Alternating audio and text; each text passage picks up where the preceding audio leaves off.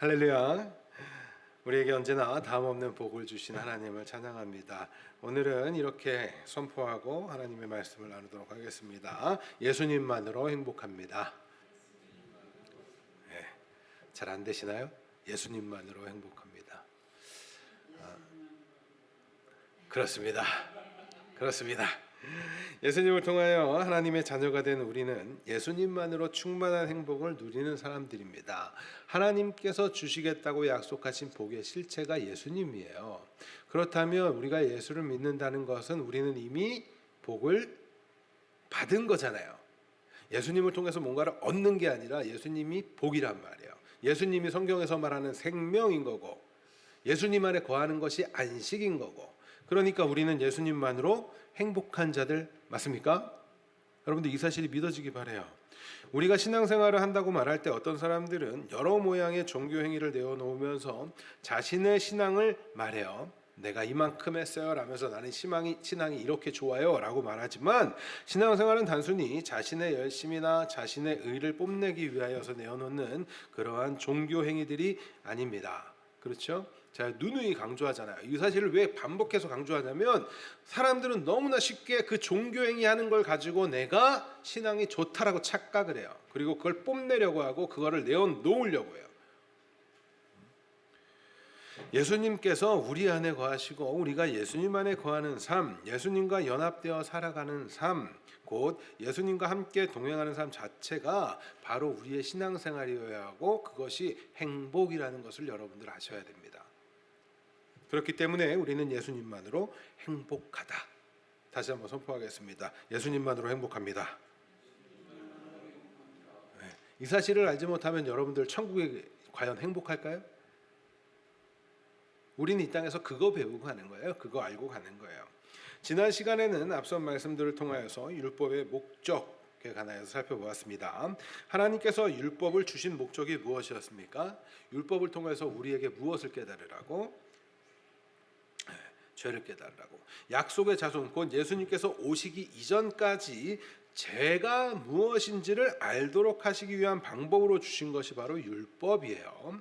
물론 율법은 온전히 지켜 행하면 무엇을 인정받아요? 의를 인정받아요. 의롭다함을 받을 수 있습니다.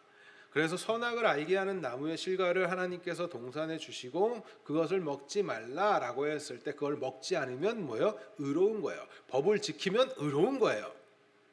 그렇죠? 그것처럼 율법을 지키면 의롭다함을 받는 겁니다. 그런데 그것을 통해서 우리가 알게 되는 건 뭐예요? 그 누구도 그 율법을 지킬 수 없었더라. 그래서 율법의 목적이, 우리는 죄를 깨닫게 하는 목적이 있다라는 사실을 알 수 있는 거예요. 하나님께서 죄를 짓도록 하시기 위해서, 그래서 율법을 주셨다는 의미가 아니에요. 하나님께서 선악을 알게 하는 나무를 동산 중앙에 세우신 것은 그거를 통해서 죄를 짓도록 유혹하기 위함이 아니란 말이에요. 무엇을 궁극적으로 알게 하시기 위해서? 진짜 생명나무가 뭔지를 알게 하시기 위해서. 그건 뭐더라? 예수님이더라. 그거 알게 해주시려고. 같은 이야기가 창세기부터 계속하고 있는 거예요. 구체적으로. 마치 옛날에는 그림으로 이렇게 표현해 줬다가 이제 점점 구체적으로 이렇게 알려주듯이. 아시겠죠? 그러니까 사실 성경은 계속 같은 얘기예요. 같은 얘기. 그거를 더욱더 구체적이고 선명하게 보여주는 거예요. 멀리서 이렇게 보여주다가 점점 선명해지는 것처럼. 그래서 율법을 주신 것은 무엇이 죄이고 무엇이 의인지를 깨닫게 돼요. 선악을 알게 하는 나무의 실과를 먹은 사람들은 모두가 자기가 옳은 대로 행하잖아요. 맞습니까? 선악을 내가 구별한다는 건 내가 중심이 되어 있다라는 거예요. 그걸 마치 우리가 좋은 것을 내가 할 수 있고 악한 거는 피할 수 있어? 이게 아니란 말이에요. 선악을 알게 되었다는 건 내가 판단하는 거예요. 그러나 하나님의 법이 없으면 그걸 알지 못하죠. 왜? 각자 우리가 여기에 10명 있으면 10명이 다 내가 옳은 게 다 다른 방식으로 다른 것으로 정의하고 있단 말이에요.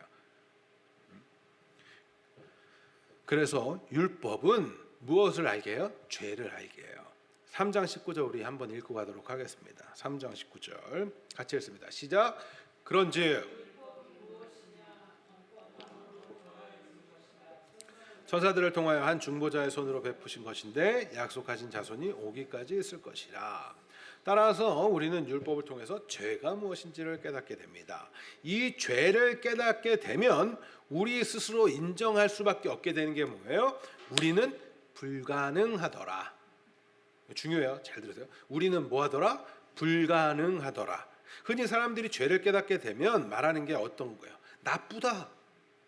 그렇죠? 잘못됐다, 악하다 이런 것에서만 생각을 해요. 악하다, 잘못됐다, 못됐다 이렇게 생각을 해요. 그렇죠?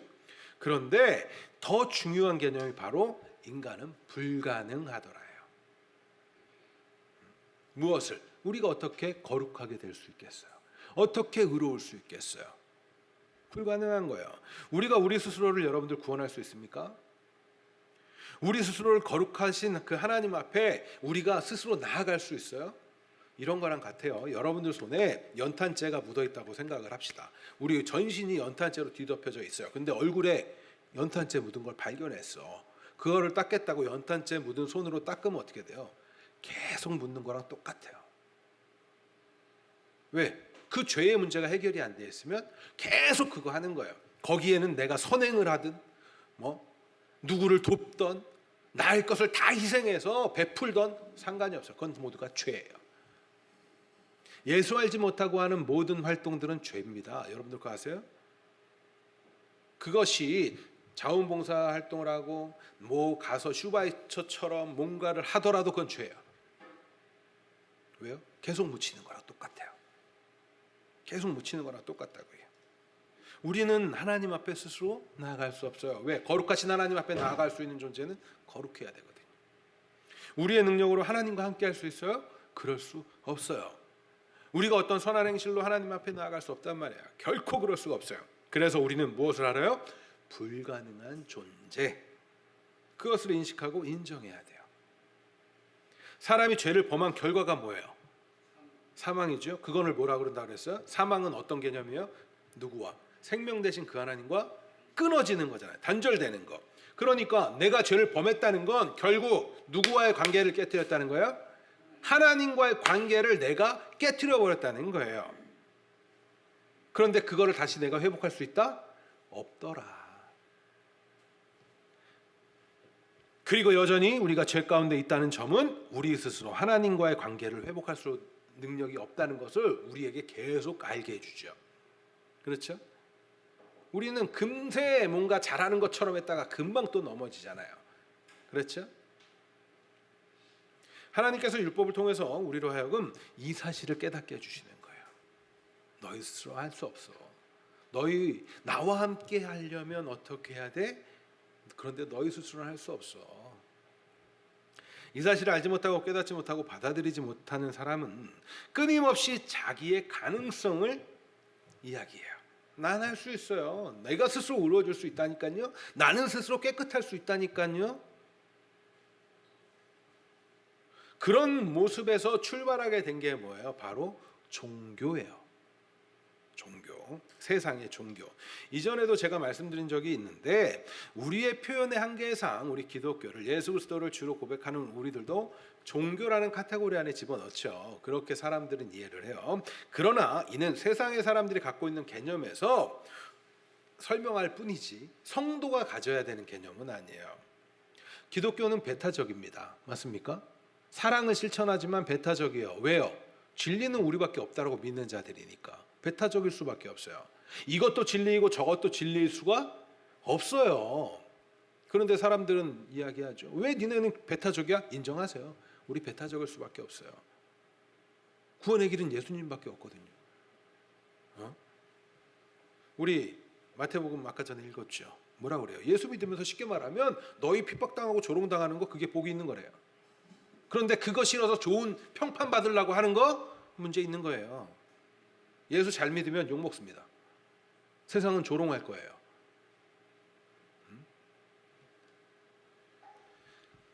자, 종교라는 것은 사람으로부터 출발해서 절대자에게 신에게 도달하는 방법을 찾아가는 거예요. 종교라는 것 자체가 그렇기 때문에 굉장히 인본주의적이에요. 그리고 그 이야기는 곧 사람 중심이란 말이에요. 사람 중심.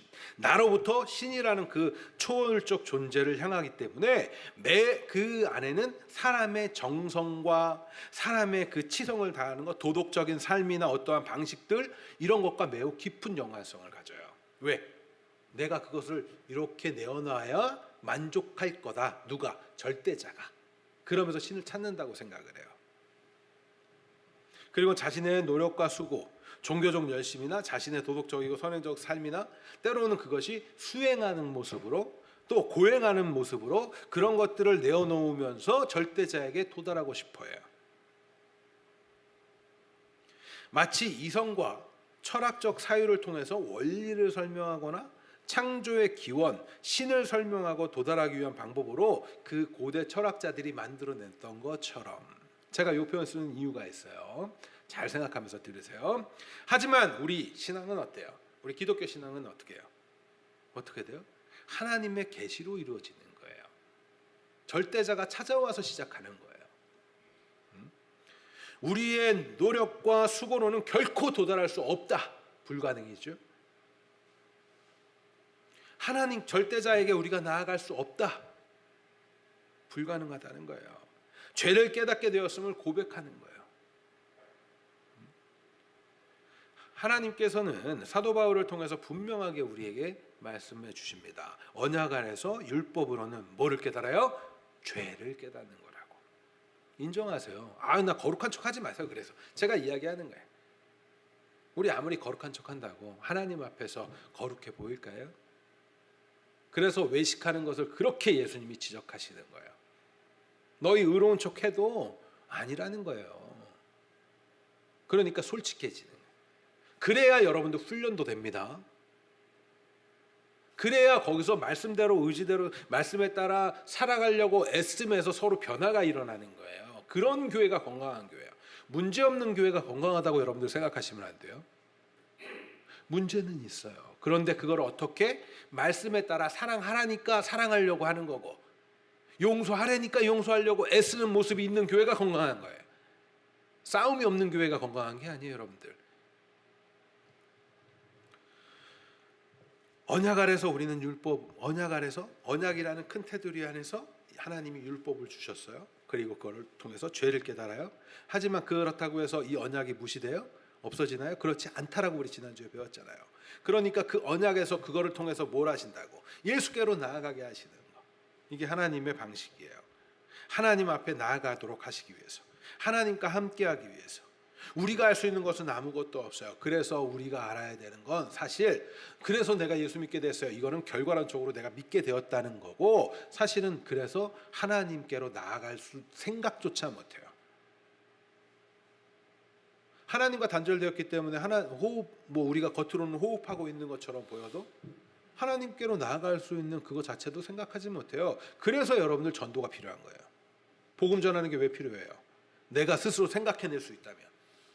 그렇지 않아요. 그래서 끊임없이 여러분들 듣든지 아니 듣든지 복음도 전하는 거예요. 그런데 잘 알고 전하셔야 된단 말이에요.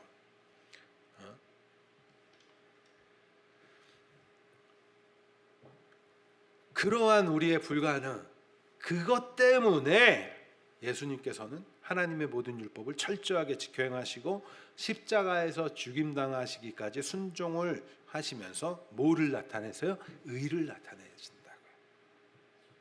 예수님을 믿는 믿음 말고는 이제 그래서 우리가 내어놓을 수 있는 게 없어요. 믿음을 내어놓는다는 건 달리 말하면 예수님을 내어놓아야 된다는 거예요. 가가지고 우리가 하나님 앞에 나중에 가가지고 저 목사였고요. 자 설교도 이렇게 열심히 했고요. 찬양도 했고요. 교회에서 내가 헌금도 많이 하고 뭣도 했어요. 아무짝에도 하나님 앞에 내어놓을 수가 없어요. 저 누구예요 하나님? 저 모르세요? 몰라요. 왜? 하나님은 오직 예수님만. 그래서 우리가 내어놓는 건 주님 나는 아무것도 아니에요. 예수님만 내어놓는 거예요. 그게 믿음을 내어놓는 거예요.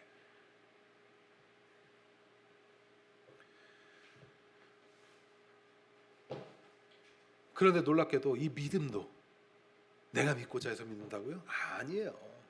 하나님이 믿음을 선물로 주시고 믿도록 해주시기 때문이에요. 아브라함이 애초부터 믿음이 있던 자예요? 그렇지 않았다고 배웠잖아요. 그렇죠? 하나님이 그에게 당신을 스스로 계시해 주시고 간섭하시고 계속 인도해 가시면서 내가 창조주야를 보여주셨다고. 그러면서 그를 믿음의 자리로, 믿음의 조상으로 만들어 가시는 거예요. 그럼 아브라함에게 그러신 하나님께서 우리에게는 어떻게 하실까요? 우리에게도 마찬가지. 왜 예수 믿는데도 우리 문제 있냐고요? 우리의 삶이 왜 이렇게 힘들고 고통스럽냐고요? 하나님 더 하려고. 그게 기독교인이 가져야 되는 가치관이에요. 고통을 바라보는, 힘든 일을 바라보는 가치관. 하나님, 나 이렇게 하는데 왜 나한테 복 안 줘요? 이게 종교라니까요. 그게 종교인들이 갖는 마음이에요. 그런데 예수 믿는 자들은 어떻게 알아요? 이거를 통해서 뭘 하려고?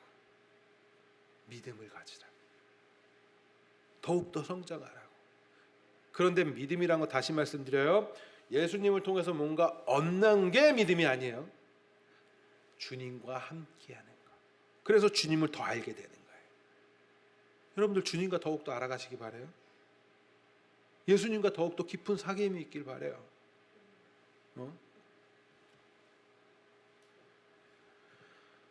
오늘부터 나는 예수 믿어야지 이런다고 우리가 예수 믿게 됐나요? 우리의 입장에서는 그렇게 생각했을 수 있어요. 그런데 알고 나서 깨닫고 나서 보면 뭐예요? 그 안에 창세전부터 준비하신 하나님의 놀라운 섭리가 있고 예정하심이 있고 그 놀라운 은혜, 다음 없는 하나님의 사랑이 있기 때문이라는 사실을 깨닫게 된단 말이에요. 그래서 하나님께서 믿음을 주시는 거예요. 예수님을 주로 고백하게 되는 과정은요, 누구나 다 동일한 과정을 경험하지 않아요. 사람마다 다 다양하고 달라요. 그거 왜 그럴까요? 사람마다 가장 좋은 걸로 하나님이 해주시는 거예요. 가장 적절한 방식으로, 가장 좋은 방식으로. 그래서 때때로 그러잖아요. 어떤 사람들 간증 얘기 들으면 저 사람만 특별히 사랑하나 보다 이렇게 느끼기도 하는 이유가 왜 그래요? 나랑 다르니까. 그리고 자기 생각에 저것이 더 큰 사랑이라고 생각하는 경향들이 있어서 그런데 그렇지 않아요. 가장 자신에게 맞는 방식으로 하나님이 가장 사랑해 주는 거예요. 자, 어떤 분들은 기독교 가정에 태어나서 자연스럽게 교회 공동체 안에 속하게 되고 예수님을 주로 고백하게 되는 분들도 있을 거예요. 또 어떤 분들은 정말 고통의 끝자락에서 예수님을 만나게 되는 경우도 있어요. 너무 힘들어서. 또 어떤 분들은 우연한 기회에 마치 어릴 때 성탄절에 막 이런 친구 따라서 한번 갔다가 그러는 경우도 생길 수 있어요. 또 어떤 분들은요, 과학적으로 설명할 수 없는 그 신비적인 일, 우리가 흔히 말하는 기적이라고 생각했던 것들, 병을 고침받았다든지 이러면서도 예수님을 만나는 경우도 있어요.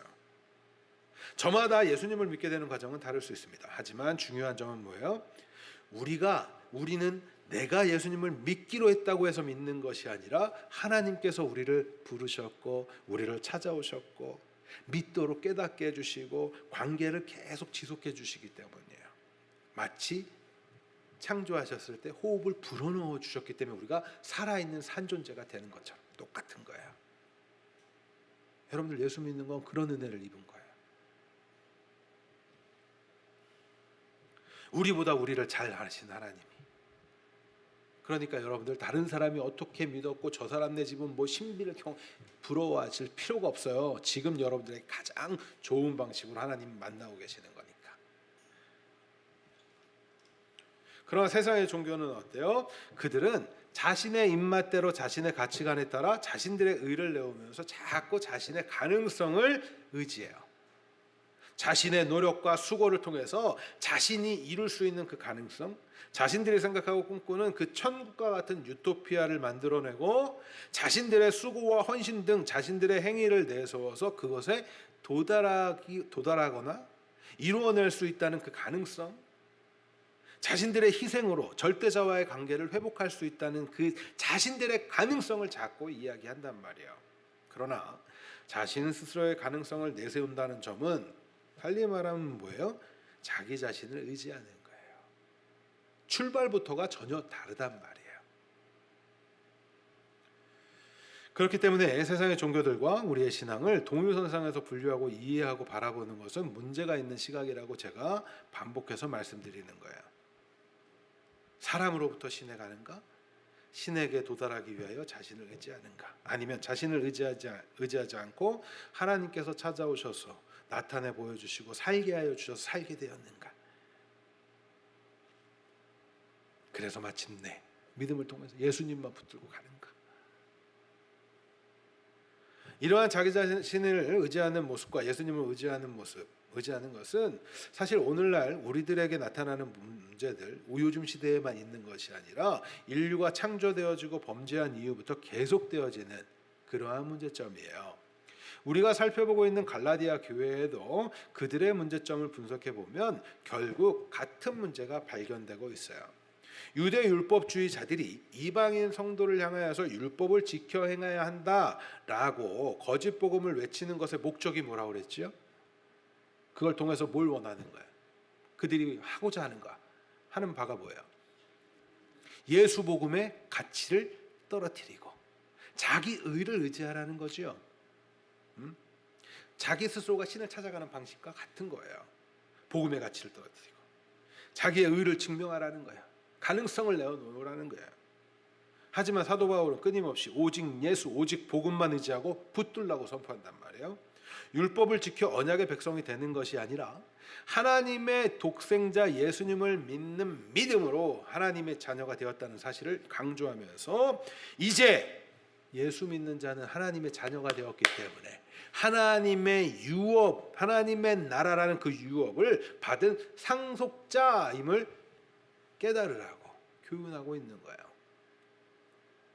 유대 율법주의자들의 거짓 복음에 혈통적으로 이방인이었던 성도들은 많은 혼란을 가졌어요. 그죠?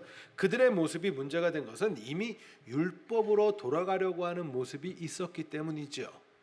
그러니까 그 문제를 듣고 사도 바울이 갈라디아서를 보낸 것 아니에요? 그렇죠? 그렇다면 왜 혈통적으로 이방인이었던 성도들이 바울에게 배웠으면서도 복음을 들었어요. 그리고 들었고 믿었으면서도 왜 그토록 쉽게 다시금 유대 율법주의자들의 그 거짓된 가르침에 넘어가게 되었을까요?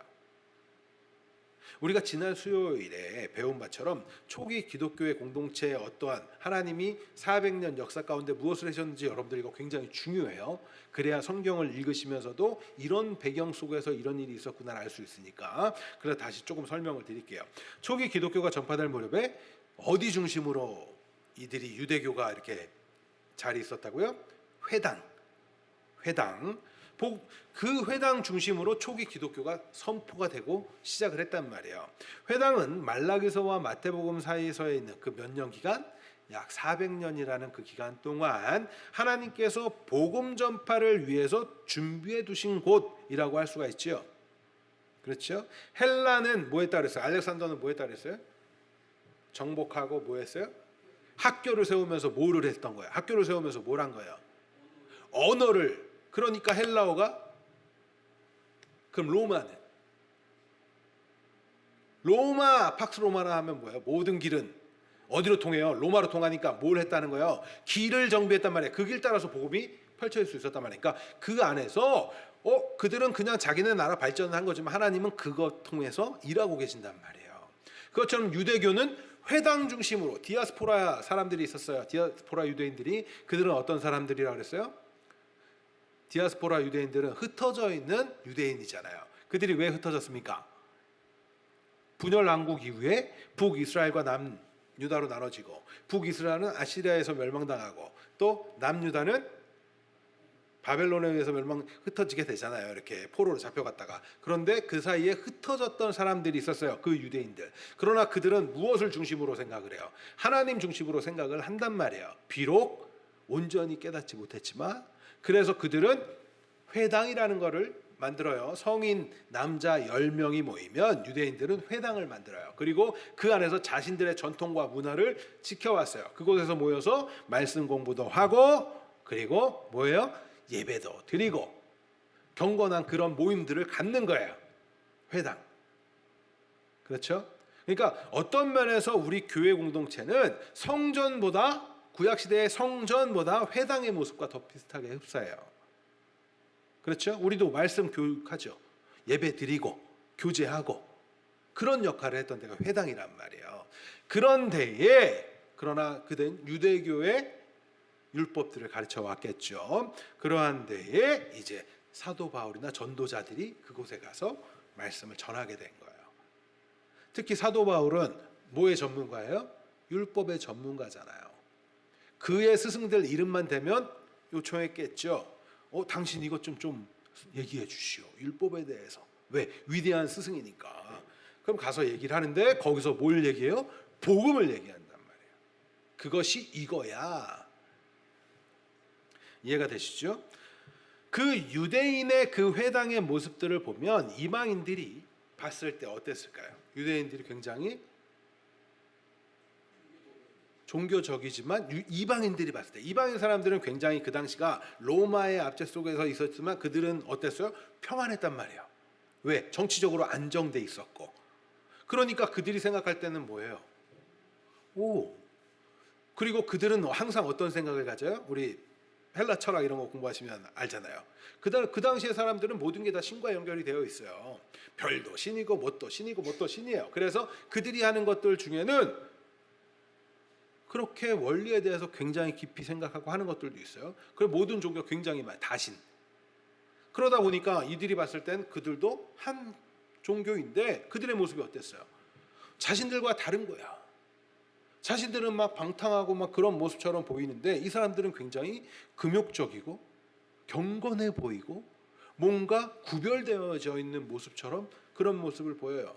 그러니까 그 모습에 어떻게 해요? 유대교 안으로 들어가서 같이 활동을 하게 되는 이방인들이 있었던 거예요. 이해가 되시죠? 그래요. 그 사람들을 성경에서는 어떻게 표현해요? 뭐라고 표현한다 그랬어요? 숙제입니다. 이거 설명했는데 숙제예요. 그런데 이러한 사람들 부류에 이방인이었다가 유대교 안으로 들어온 사람들 중에는 두 부류의 사람들이 또 있었어요.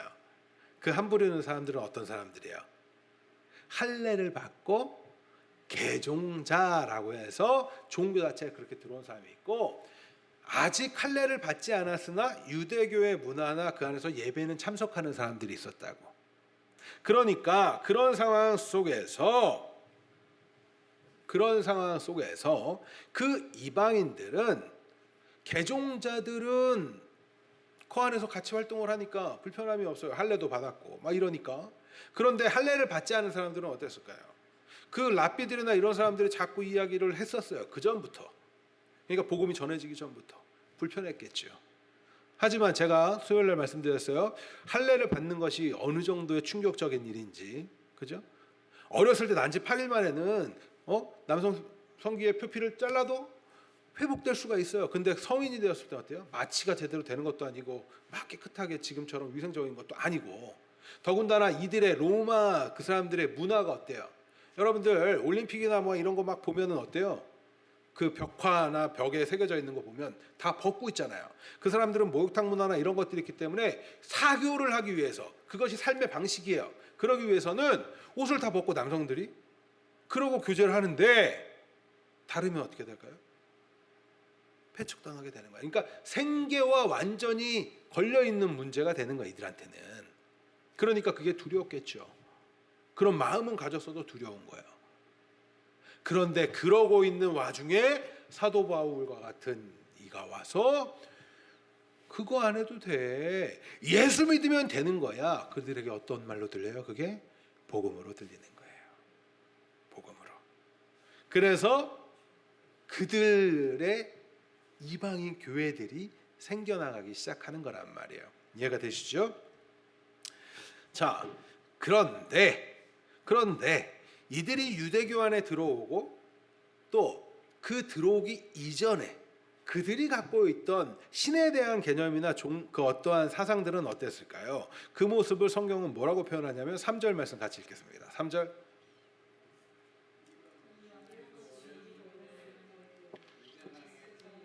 이 세상의 초등학문 아래 종로로 타였더니, 자, 세상의 초등학문 이렇게 번역을 해놨는데 이 말을 어떤 이들은 이 세상의 초등학문에 가서 뭐 영지주의의 가르침으로 이해를 하기도 하고, 또 어떤 사람들은 철학 이렇게 이해를 하기도 해요. 그런데 한번 보시자고요. 사도 바울이 지금 이 서신을 누구를 대상으로 써요?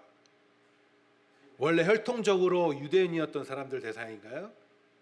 그렇지 않죠. 이방인이었다가 예수 믿게 된 교회들을 향해서 쓰고 있단 말이에요. 지금 왜? 그걸 어떻게 할 수 있어요? 지금 교회의 문제가 어떤 문제예요? 유대교 교사들이 와서 다시 율법으로 돌아가라는 얘기를 하고 있으니까, 그러니까 예수 믿는 자들에게 하고 있어요. 특별히 이방인 성도들이었겠죠. 그 이방인 성도들이 어떻게 이 말을 이해했을까요? 율법으로 바로 이해를 했을까요? 그렇지 않죠. 그러면 이들은 어떻게 생각했어요? 철학적 사유나 이런 것들로 생각할 수 있었겠죠. 자신들이 세상의 초등학문이라고 했던. 그래서 중요한 포인트는 뭐냐면요. 사실 그것이 철학이나 뭐 이런 것보다도 더 중요한 건 사도 바울이 지금 강조하고 있는 강조점은 너희가 예수라는 그 참된 지식, 진리를 알기 전에 가지고 있던 지식들, 이것을 이야기한다라고 이해하시면 돼요. 이해가 되겠죠? 여러분들 이해가 되시죠? 예수 믿기 전에, 자, 이방인이었던 사람들은 굉장히 철학적 사고가 뛰어났어요. 특히 잘 아시겠지만 이들은 원리를 설명하고자 할 때, 이 세상의 창조의 기원이나 이런 걸 설명할 때 때로는 물로 설명을 하기도 하고, 불로 설명을 하기도 하고, 공기로 설명을 하기도 하고, 흙으로 설명을 하기도 하면서 그거의 창조 기원을 따져가서 신에게 접근하고자 하는, 아까 전에 제가 뭐라 했어요? 그게 무슨 방식? 종교가 갖는 방식이죠. 그러한 방식으로 설명을 하려고 했었어요. 그래서 고대 철학이 발전하게 되는 것은 그런 식으로 발전을 해요. 그런 가치관. 하지만 또 굉장히 학교가 세워지고 막 이러면서 뭐예요? 굉장히 이성적이고 논리적이고, 그래서 막 알고 변증법 이런 것들 막 이런 그때 다 나오잖아요. 그런 것들이 왜 그때 막 이성적으로 막 발전해가는 시기가 막 되는 거예요. 그렇게 알고 있다 보니까 그들이 거부하게 되는 건 뭐가 있을까요? 자신의 눈으로 본 것 외에, 자신의 머리로 이해한 것 외에는 굉장히 허구적으로 생각하겠죠. 네, 이러한 가치관들이 있었단 말이에요. 그러나 사도 바울은 뭐라 그래요? 그런 것들을 세상의 초등학문이다. 그것을 유대교의 입장에서 적용해 보면 무엇을 얘기하는 거예요? 율법을 얘기하는 거예요.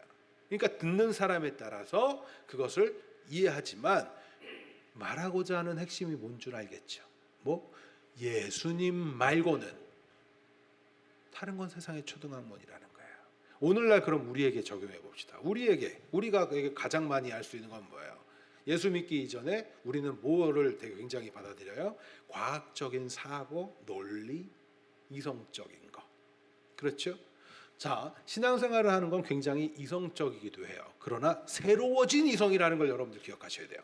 논리적이에요. 새로운 논리적인 거예요. 어떻게? 하늘의 것을 아는 지식을 가지고 있는 그 논리. 이 땅의 방식의 논리 안에서 성경을 보면 이해 안 되는 게 너무 많지 않아요? 이 땅의 지식을 가지고 과학적인 근거로 설명하면서 얘기하는 걸 들으면 성경의 내용 너무 이상하지 않아요? 못 받아들여요. 그러나 성경을 여러분들 그렇다고 해서 맹목적으로 그냥 무조건 그렇습니다로 믿는 게 아니에요. 굉장히 이성적이지만 논리가 바뀌어요. 어떻게? 하나님 나라의 논리로. 그리고 성경을 읽으면서 굉장히 신비적인 일들이 나타났을 때, 우리의 이성으로 내가 경험하지 못한 것들에 대해서 접하게 됐을 땐 그때에 더욱 알게 되는 게 뭐예요? 믿음이에요. 이해가 되시죠? 그래서 이러한 것들, 고대 철학자들, 그 당시에 사람들이 했던 것 중에 앞서 말씀드린 대로 세상의 원소들을 이해하는 방식이나 막 이런 것들 하지만, 그것들을 통해서 그들은 또 뭐래요? 그것들을 숭배해요. 그래서 당시에는 점성술도 굉장히 발전해 있었어요. 여러분들 뭐 헬라나 뭐 로마 신화 이야기 보면 뭐 갖고 자꾸 이야기해요? 별자리 이야기하죠. 근데 그게 다 뭐예요? 그들에게 신이란 말이에요. 그들에게 신 이야기이잖아요.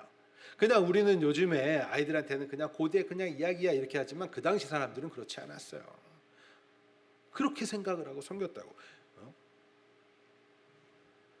그래서 우리가 반드시 기억해야 하는 거. 세상의 초등학문은 뭐더라? 예수님 알기 이전에 내가 가지고 있었던 그 지식들.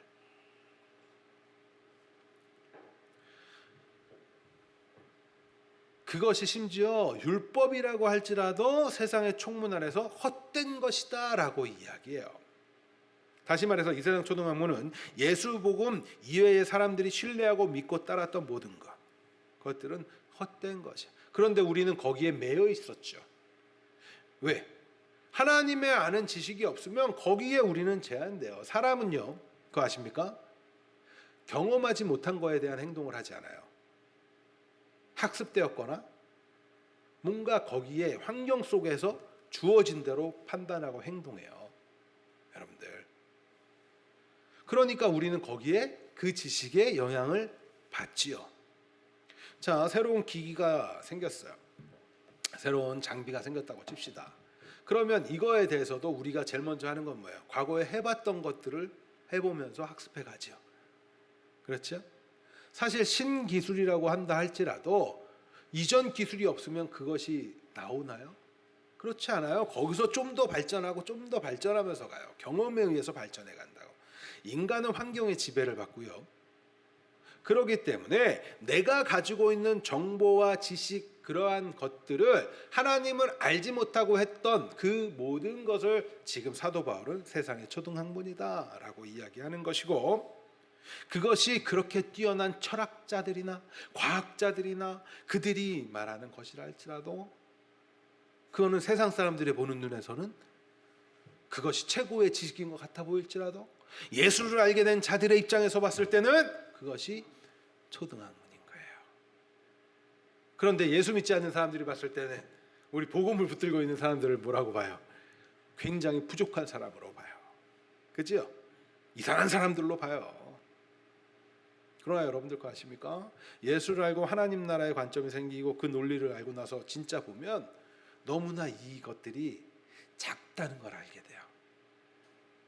하나님의 지혜를 깨닫게 되면 이 세상의 방식이 너무나 연약하고 악하고 작은 것을 알게 된다고요.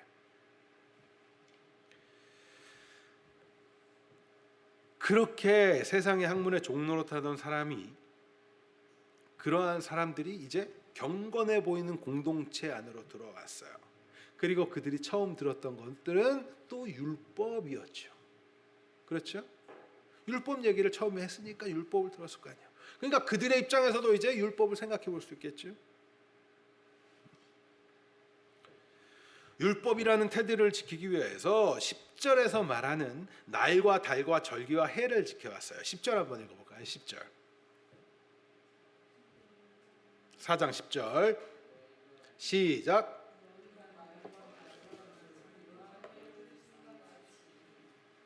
자, 율법 안에서 날과 달과 절기와 해라는 것은 뭘까요? 날과 달, 해, 안식일,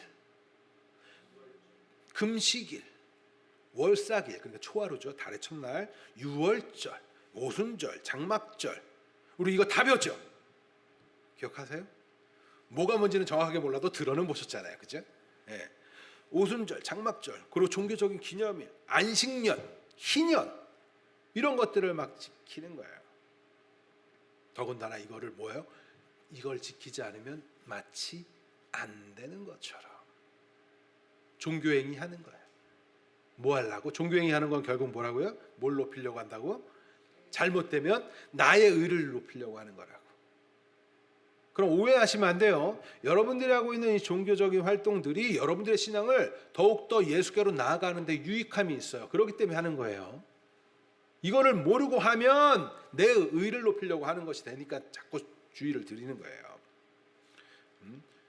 이 모든 것은 율법 아래에서 사실 어디로 가고 있는 거예요? 뭘 설명해 주려고 하는 거예요? 예수님께로 가는 거, 그죠? 진짜 희년이 뭐예요? 진짜 오순절이 뭐예요? 이거 설명해 주려고 하는 거예요. 성경은 계속 율법 아래에서 뭘로 가니까? 율법은 결과적으로 뭘로 가니까? 언약의 성취로 가는 거니까. 이해가 되시죠? 그래서 이 구약의 배경들을 알고 있는 것이 중요한 거예요. 예수님께로 향하기 위해서 모두가 복음으로 나아가기 위한 요소들이었단 말이에요. 자, 구약에 하나님이 율법을 주셨습니다. 율법을 어기면 어떻게 돼요? 죽어야 돼요. 그런데 그거를 피할 수 있는 방법이 뭐였어요? 제사를 주셨다고. 절기도 마찬가지죠. 그런데 그거를 궁극적으로 예수님이 오셔서 뭘 하시는 거예요? 십자가에서 제사로, 완전한 제사로 드려지면서 더 이상 그거 지킬 필요가 없게 되었잖아요. 그렇죠? 하지만 그 의미를 우리는 항상 기억하고 있어야 돼요. 오늘 주일날 예배를 드리면서도 희년의 의미를 떠올려야 되고, 맞아요? 6월절의 의미도 떠올려 봐야 되고. 그래서 우리는 예수 믿는 자들은 어떤 날을 지켜요? 주일을 지켜요. 주의 날을 지키는 거라고요. 그러면 이 안에는 그것들을 다 모아 있다라는 사실을 기억하셔야 돼요. 이해가 되시죠? 그리고 예수 믿는 자들은 이제 새 날을 살아가기 때문에 매일매일이 어떤 날이어야 돼요? 주의 날이 되어야 하는 거고, 그렇기 때문에 매일매일의 현장에서의 삶이 뭐가 되라고요? 예배가 되라고 얘기하는 거예요. 이해가 되시나요?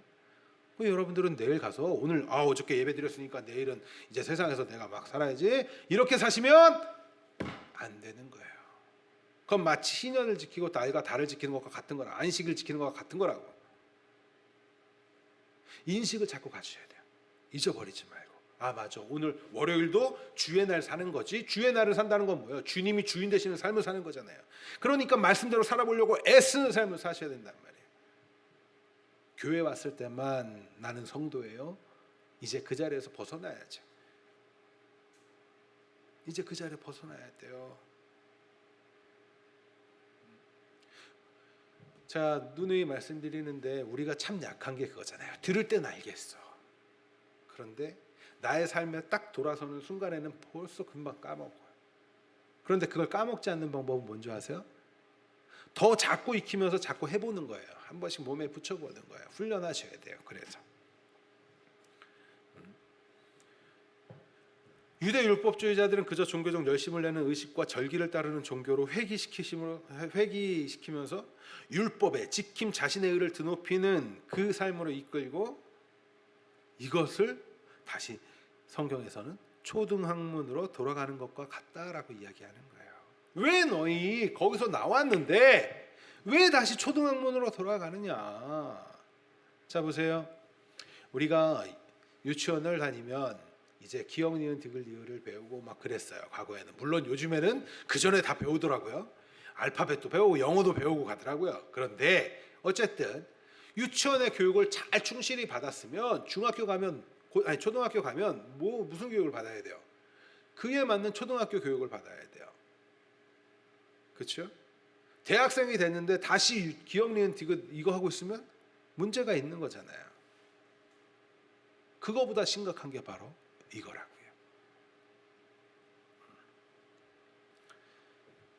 세상의 초등학문 안에서 종노릇하는 것은 결국 자신을 높이고 자신을 섬기기 위한 예수 복음을 버리는 것과 같은 거예요. 여러분들 종교가 타 종교들 잘 한번 생각해 보세요. 결국엔 뭐 하고 싶은 거예요? 뭐 하고 싶은 거예요? 내 만족을 원하는 거예요. 그런데 예수 믿는 것도 내 만족 원하는 걸까요? 많은 분들이 착각하는 게 예수 믿으면 내 만족을 가장 정점에 놓고 해요. 그건 누굴 섬기는 거예요? 나를 섬기는 거예요. 그래서 불평불만이 많은 거예요. 우리 불평불만 많은 분들 잘 한번 자신을 점검하세요. 하나님의 뜻이 뜻대로 되어지는 것이 나에게 기쁨이 돼야 되는데 내가 생각하는 뜻이 하나님을 께 빌어도 안 들어지니까 불평불만 많은 거 아니에요? 이거 심각하게 생각해야 돼요. 그건 아직 내가 하나님의 뜻에게 초점을 못 맞추고 있는 거예요. 그런데 하나님은 어떻게 해요? 창세전에 택한 그를 반드시 그렇게 만들어가요. 그런데 그 자리 가보고 나면 알게 돼요. 이것이 안식이구나. 이것이 행복한 거였구나. 사도 바울의 인생 보세요. 두드러 맞고 두개골 함몰 당하고 막 아프고 막 그랬는데도 그가 말하는 건 기쁨이라니까요. 왜 그럴 수 있었어요? 하나님의 뜻이 이루어지는 게 기쁨인 걸 알았어요. 그 안에 있는 것이 평안인 줄 알았어요. 주님과 함께 있는 게 좋았다고. 여러분들 주님과 함께하는 삶이 좋습니까? 주님을 통해서 얻어내는 삶을 좋아하지 말고 주님과 함께 있는 삶이 좋아야 돼요. 그것이 천국을 소망하는 자들이에요. 그것이 하나님의 나라를 유업으로 받은 자들의 삶인 거예요. 하나님은 우리가 하나님의 일을 할 때 하나님은 우리 일을 하세요. 왜? 하나님의 일하기 위해서.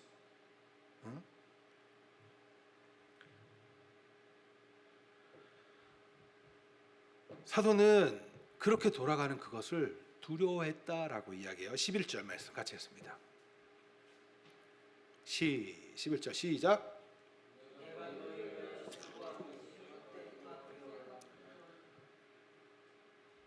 이런 마음.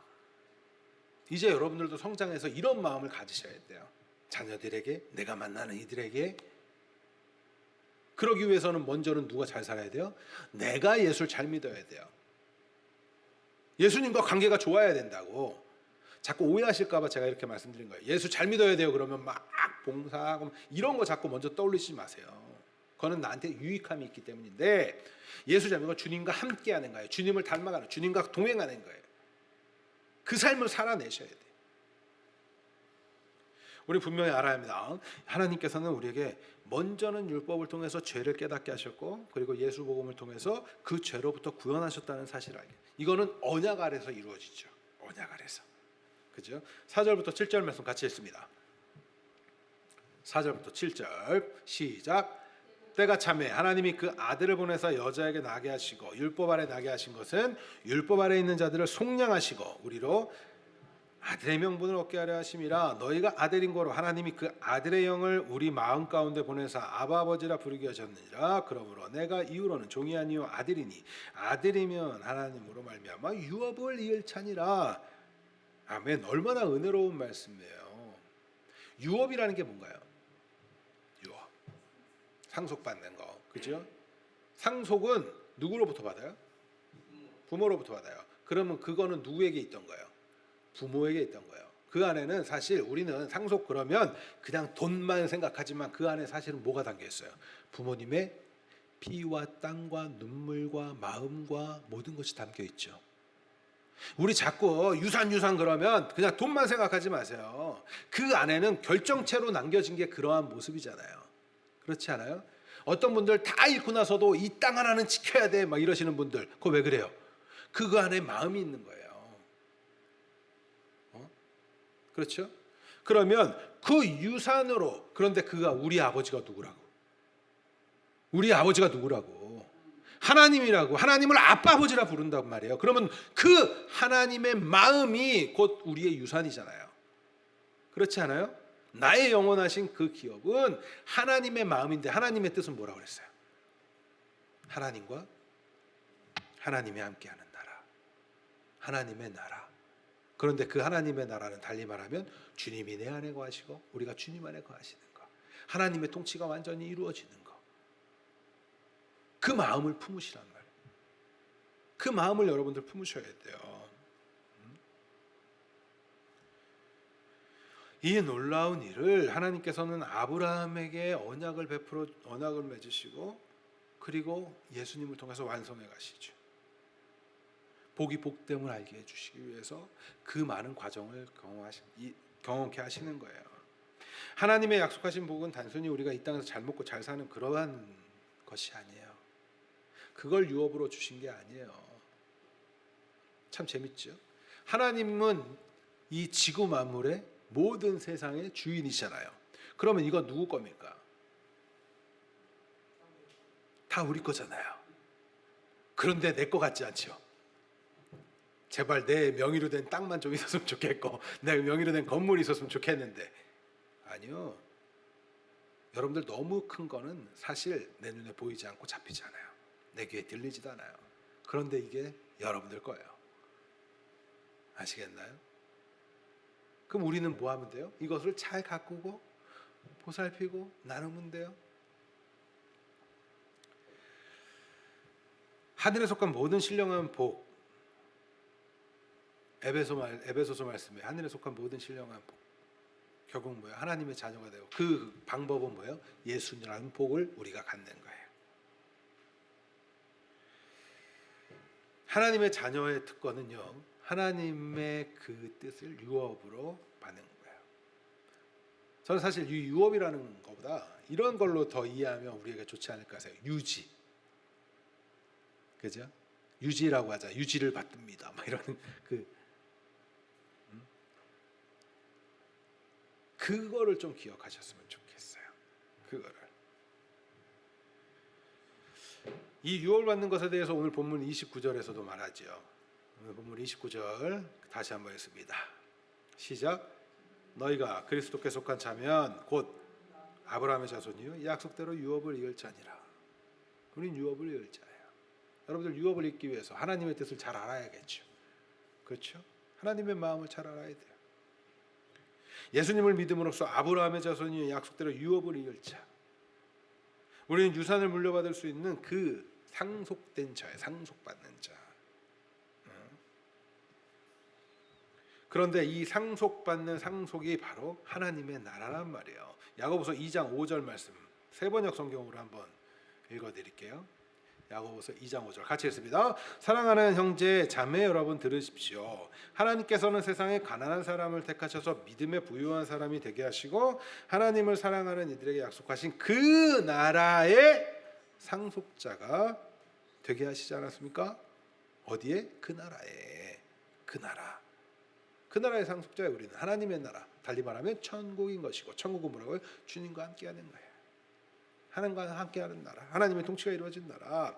그런데 이 말씀 보면서 혹시 오해하실 분이 계실지 몰라서 제가 설명을 잠깐 덧붙이자면 하나님께서 택하신 세상의 가난한 사람은 단순히 물질적으로 가난한 사람 말하는 것이 아닙니다. 성경에서 가난하다고 말하는 건 그냥 돈 없는 자 말하는 게 아니에요.